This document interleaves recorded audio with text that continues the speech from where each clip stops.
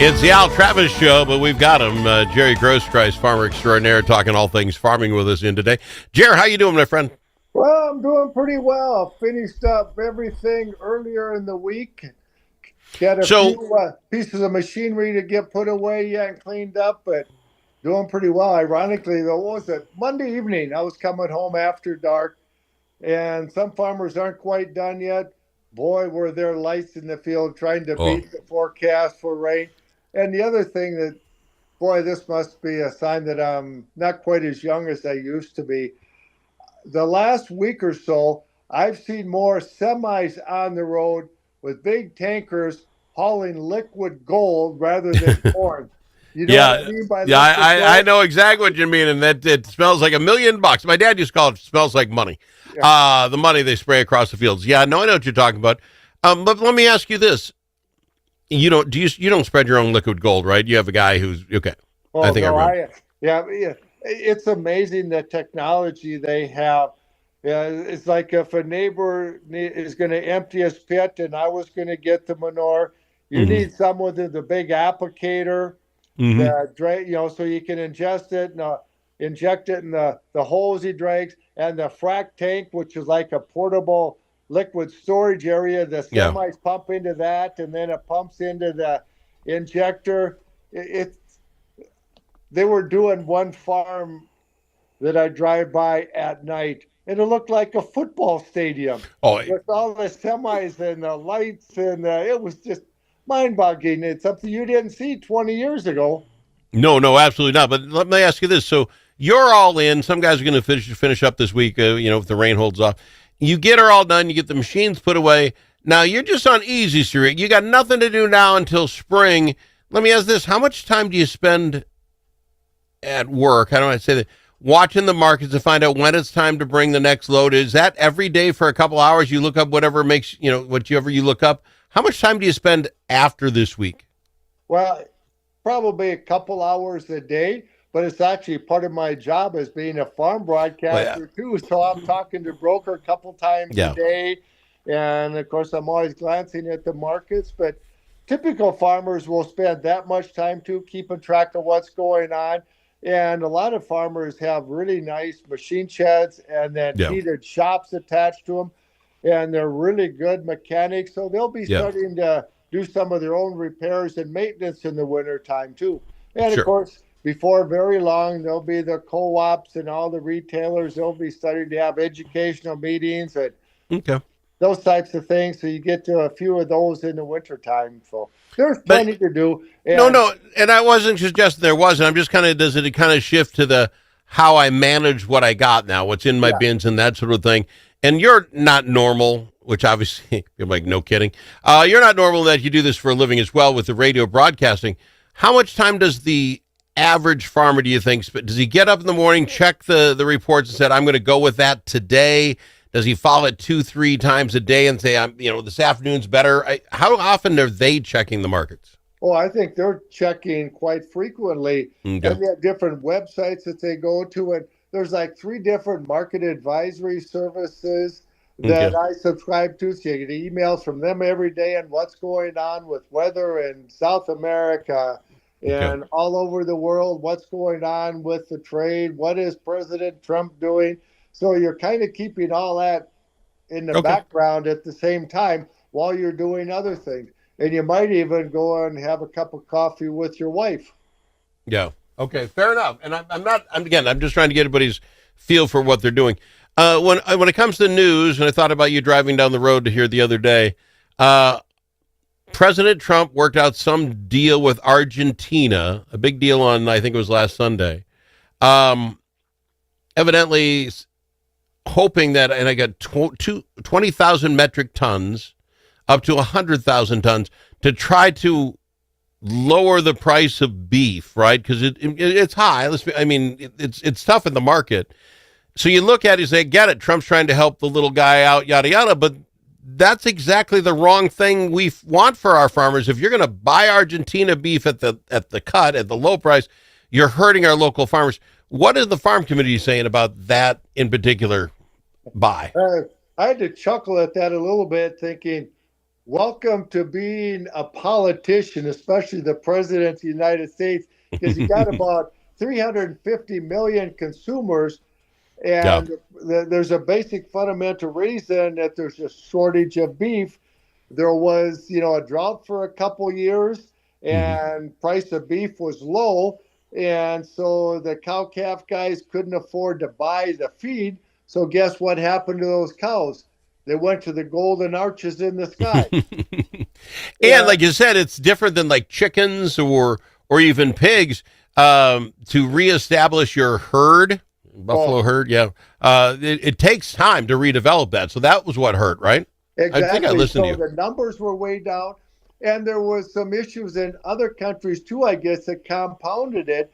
So now here, you're President Trump, and you've got your consumers, and he campaigned and promised on lowering the price of food and lowering the cost of living. So he made that promise, and so now he's going to try and fix that, or live up to that promise that he made.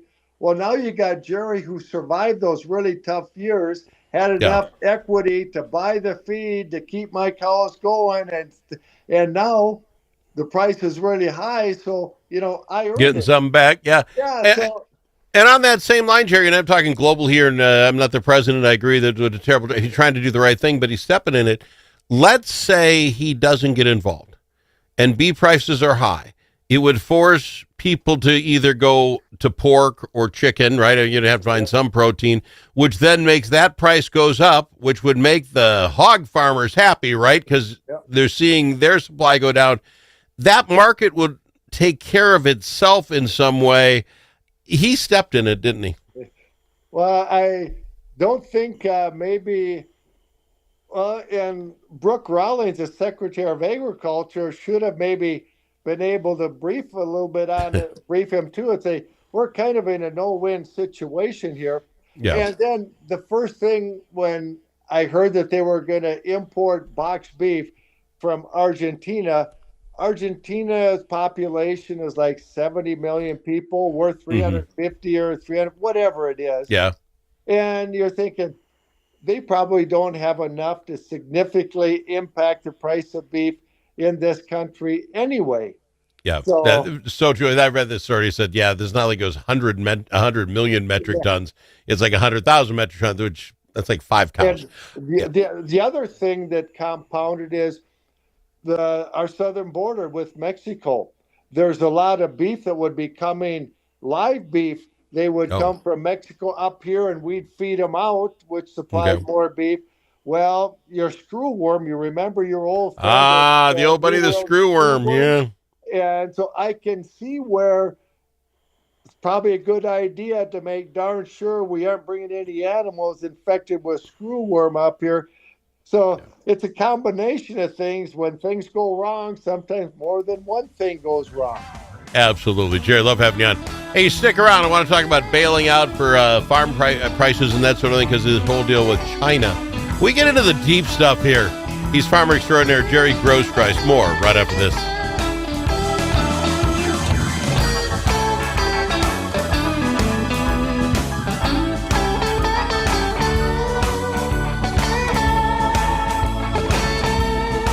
He is Jerry Groskreutz, farmer extraordinaire. The other big story, other than the Argentina thing, Jerry, is this.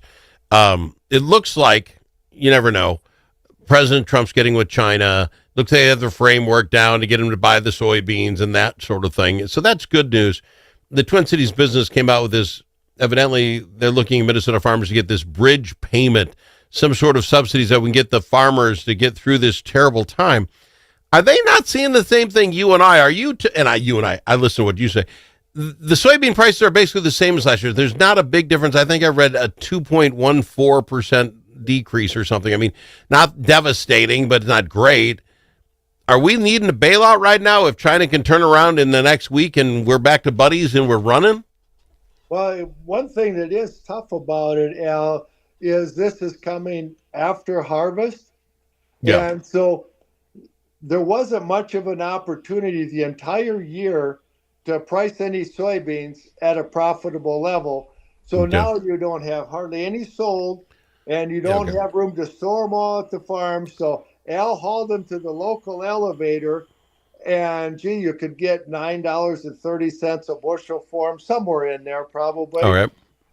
And we think they might go up. There was a chance that this was going to be happening, but it's really expensive to store those beans at the elevator.